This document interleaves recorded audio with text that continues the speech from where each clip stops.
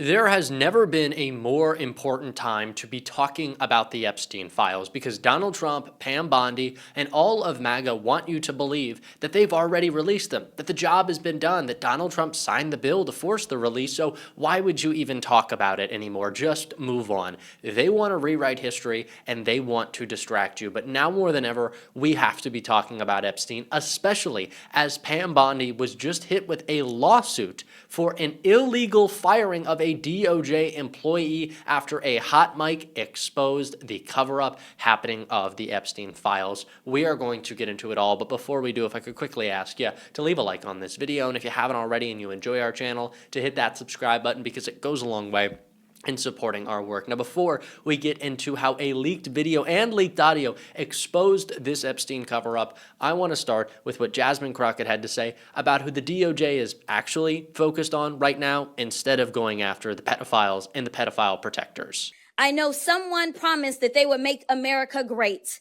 I am telling you that they are doing just the opposite. I am telling you that we are a land of immigrants. It is time to do immigration right. It is time to make sure that we live up to the promise of this country. The idea that someone ran and said that I will get rid of the bad guys, yet we know more than 50% of the people that are currently being detained in custody have no criminal records at all. Zero, nada. So tell me why you are taking those people out of their communities. They are our neighbors, they are our friends, and frankly, they contribute to the fabric of this country. They are what make this country great, not your thuggish ICE agents who literally are spitting on our Constitution, as well as everything that we think patriotism ought to be. So with that, I want you to know, whether you are in Los Angeles, whether you are in Chicago, whether you are in any city in North Carolina, let me be clear. Democrats, specifically on the Oversight Committee, we got your back. I want you to know that this is about doing what's right. This isn't right or left for us. This is right or wrong. And I am telling you right now, this administration is wrong. Tough on crime about this administration. They don't want to protect anyone. They're not keeping you safe. I think it's fundamentally the job of the Democratic Party right now to change the narrative around so much of how Republicans have been able to frame the view of the American people around their party. People think that Republicans are better on the economy, they're tougher on crime, they care about immigration. None of these things are actually true. Republicans don't care about having a strong border. If they did, then back in 2024, they would have voted to support a bipartisan border agreement. And what have we seen on that since then? Nothing. Donald Trump just likes to make a show of his 3,000 detentions a day. There's no point or purpose for that number. It's just a PR stunt, and they like to inflict cruelty and pain on everyone possible, except, of course, their pedophile buddies, who they're still protecting, as Robert Garcia said here. Trump has been leading a massive cover-up. There's no question. Pam Bondi has been helping. Mike Johnson and Republicans have been complicit. And it wasn't until we forced this vote that now we're seeing Republicans actually go on the record and join us in a really strong effort to get these files released. One thing that we've been concerned about is, as you know, Alex, there's two efforts. There's the subpoena through the committee, which demands a release of all the files. Then there is now this law that was passed, the Conamassey resolution, that does the same thing. And they both work together to get these files released. But what Pam Bondi is doing now is she's essentially saying that if there's an open investigation, that somehow that would possibly, as we all know, could lead to not releasing all of the documents. That's concerning to us because that's obviously language that's in the law. It's very typical in these types of laws. What the Attorney General needs to remember is that our subpoena doesn't have that language. You know what Pam Bondi is doing right now? There's going to be a slow rolling of this Epstein release. If the Epstein release even comes, Donald Trump's name is actively being scratched out of these documents right now. We know that Pam Bondi is engaged in a full-scale cover-up, and we know now more than ever that there are actual repercussions to that, but they're not just coming from Democrats, because if you can remember a few months back, a media outlet caught a DOJ employee on a hot mic and a hidden camera explaining how the actual rollout of the Epstein files would go. And he said what we've been thinking all along, that it would just be protecting Donald Trump and politically motivated attacks against Democrats. And now, after that individual was fired, they're suing Pam Bondi because Pam That is what you're doing. And there's so much more to this story. Bondi hit with lawsuit from DOJ official fired over honeypot sting. A longtime Justice Department official fired after a hidden camera honeypot sting has sued Attorney General Pam Bondi and the U.S. government. Court documents allege Joseph Schnitt was illegally removed without due process after right-wing operative James O'Keefe secretly recorded him on a hinge date. Schnitt had spent more than 2 decades at the DOJ and was serving as acting Deputy Chief of Special Operations Unit, which oversees the Federal Witness Security Program, when Bondi personally terminated him on September 5, 2025. In a 23-page complaint filed Monday in D.C. federal court, Schnitt claims DOJ arbitrarily and unlawfully ousted him over comments he made during what he believed was a private lunch with a potential romantic partner. Schnitt was targeted by an undercover operative working for O'Keefe Media Group, who used the alias Skylar to lure him into discussing the Jeffrey Epstein files, a subject dominating headlines at the time. In the video that followed, O'Keefe presented Schnitt as revealing insider knowledge about how DOJ planned to redact Republican or conservative names in the files, but leave all the liberal Democratic people in those files. Bondi's one-page termination memo cited Article 2 authority and declared his date-night remarks publicly inappropriate and detrimental to the interest of the department. Bondi is now being sued because what this guy said about the truth of the Epstein cover-up was detrimental to the public image of the DOJ. No wonder, Pam, you're covering up for pedophiles. Do you think that's a good thing? What is the good PR spin on what Donald Trump and Pam Bondi are doing right now? Is there a positive view that I missed? What should he have said?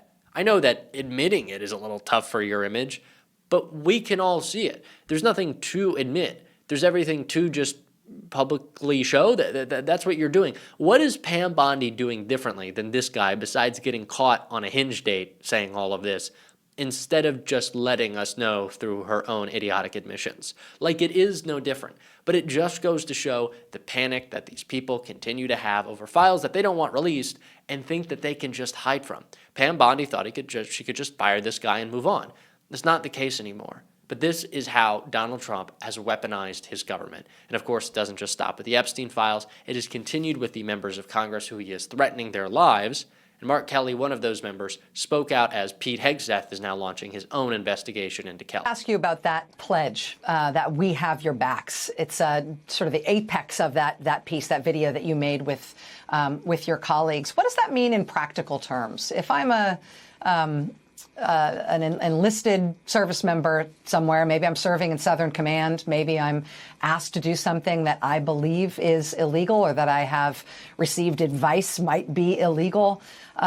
If those service members are thinking about you right now as being on their side, as having their back, what does that mean in practical terms about what that service member can do when faced with a potentially illegal order from the commander-in-chief and from the chain of command? Well, Rachel, I spent 25 years in the United States Navy. I flew 39 combat missions over Iraq and Kuwait. Let me start by saying I never questioned any order. And you're required to follow all legal orders. You're also required not to follow illegal ones. And I think most people can figure out, just take some common sense in what would be an illegal order. But I think it's important for people to know that they need to be able to stand up and speak out. And I wanted them to know that members of Congress understand that this president doesn't seem to care about the Constitution, the rule of law. And I have to say, I don't think there's anything more patriotic than standing up for the Constitution. And right here, right now, this week, the president clearly is not doing that.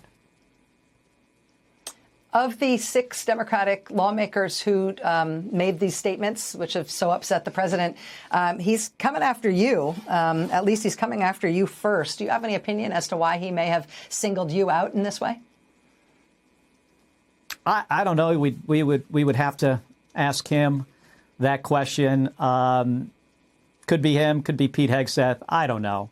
And I would have been really shocked if any other president did this. But when I saw that tweet today, it kind of sort of made sense. I mean, these two guys, they informed me of this in a tweet, because this is not about the law.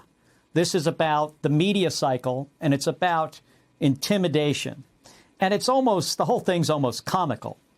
Like, how does reciting the UCMJ, how is that which is the Uniform Code of Military Justice. We basically repeated the Uniform Code of Military Justice, and they're saying that's in violation of the Uniform Code of Military Justice. It's absurd. I hear you when you say that it is absurd and that it is almost comical, but also that it is intended to be intimidating. I do just have to ask you at a human level, Senator, you and your family have dealt with more than your fair share of sacrifice for this country and trial and tribulation. I just have to ask, even though I hear you when you say you're not intimidated, this must be a source of stress for you and your family. I just have to ask the kind of impact that it's having on you and your loved ones. Rachel, I've had a missile blow up next to my airplane. I've been shot down, nearly shot down multiple times. I've flown a rocket ship into space 4 times, built by the lowest bidder. And my wife, Gabby Giffords, meeting with her constituents, shot in the head, 6 people killed around her. A horrific thing. She spent 6 months in the hospital. We know what political violence is, and we know what causes it, too. You know, the statements that Donald Trump made is insightful, incites others. He's got millions of supporters. People listen to what he says more so than anybody else in the country. And he should be careful with his words. But I'm not going to be silenced here. Is it stressful? I've been stressed by, things more important than Donald Trump trying to intimidate me into shutting my mouth and not doing my job. He didn't like what I said.